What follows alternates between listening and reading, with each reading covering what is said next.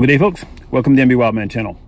On today's video, just real quick, taking you out on the line with me here today, and I just want to show you a real quick, simple, easy, versatile set that I use all the time here in New Brunswick. And this set will take bobcat, this set will take fisher, this set will take raccoon, this set will take mink, the odd marten as well. Not a lot of mink and not a lot of marten, but we catch a pile of fishers, a pile of raccoons, more raccoons than we can skin depending on when we're doing it, and a lot of bobcats. So if you flash back on the channel real quick, you want to check out, I've got a video called my pail set. Some of you guys might know this as a bucket set. Some of you girls, you know, out there. I use this a lot for especially late winter trapping after hunting season's done. Sort of in that last week in November through the Christmas type phase when it's real cold here in New Brunswick, so most of the raccoons are gone, and you also get not only is it real cold, but you don't have a lot of snow yet. So we do get some skiffs of snow here in New Brunswick. We probably got 4 or 5 inches on the ground here now, but this pail set, I use it, and I'm like, I'm a no-nonsense type trapper. I'm too old. I don't walk anymore long distances or anything like that. So what you can see, I'm in the tundra, right? Just driving down the road, and all I'm doing, I'm looking at little landmarks along my route. So I plan a little route from the house, not too far usually, and I look for areas that I can see, you know. So here I am right now. Let me show you this. I'm pulled over to the side of the road, and right out there is just an old road that leads into a field. Okay, and directly across the road, I'll see if I can show you this. So directly across the road, there's a little tiny opening that you can see right in there. And I don't know if you can see it. I'm sure you can. My pail set is right there. So let me see if I can show you here. So my pail set is right there. Okay, easy to see from the road. It's back off the main road, probably, you know, 10, 15 yards, far enough back that you're not going to just see it easily. But if you know what you're looking for, you can find it. You can see it. Okay. So that one's still set. And I can check it pretty easy just by slowing down. I don't even have to really pull over to check that and just drive by.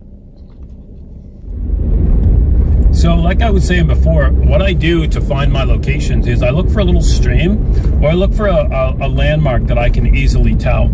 So in this case, I've used this big fir tree right on the side of the road right here. I've got a nice little field over this way, right? So there's obviously some animal tracks along the edge. I don't even have to really pull over. I just have to slow down, and I can glance in by this big tree, and I can glance into where my pail set is. Now this one is setting right in there, right? And so it's easy to see whether it's snapped or not or what. So just a quick glance, quick look in, and I can see that that one's not snapped either, right? So again, really easy, quick to do. Just basically driving down this old road, right?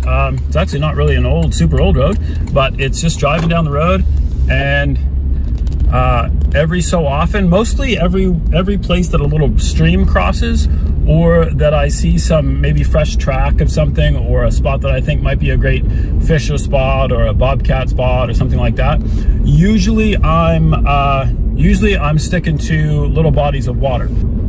So right here I'm crossing a pretty good little stream, as you can see, right? So you got a pretty good little body of water right there, and all I've done is just step past it far enough, just far enough that I don't get wet checking my traps, because I don't want to get soaked every time. And then all you got to do is take a glance in there, and you can see there's another set right there. So there's a pail set right there, still set.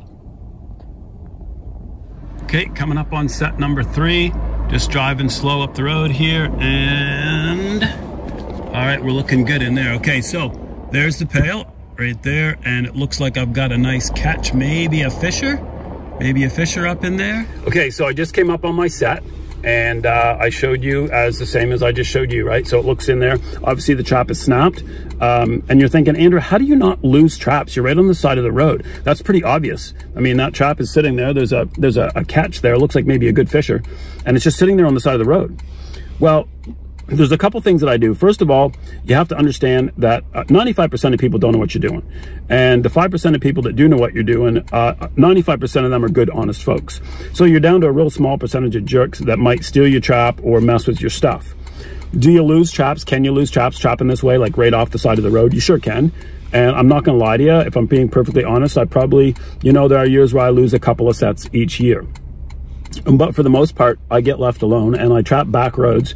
So you can set 25 or 30 of these traps out and you're not going to lose them. And if you lose 1, 2, whatever, I never flag my traps. That's one thing I never do. So I never hang a piece of ribbon for each one, because if somebody clues into that and catches on, then every ribbon you're going to lose a trap, right?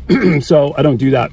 I look for physical landmarks, right? So things that I can identify easily as I'm driving up the road. Oh, there's a big tree. Oh, there's a field road. Oh, there's a big, you know, whatever stream, this stream, that stream, and then I can know where my traps are and where they sit.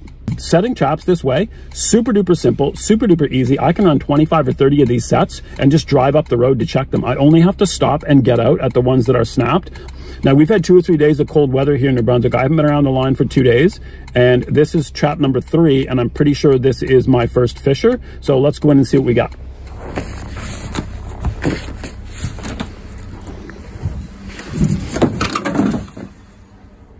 Gonna grab my setters off the back because I know I'm gonna need those.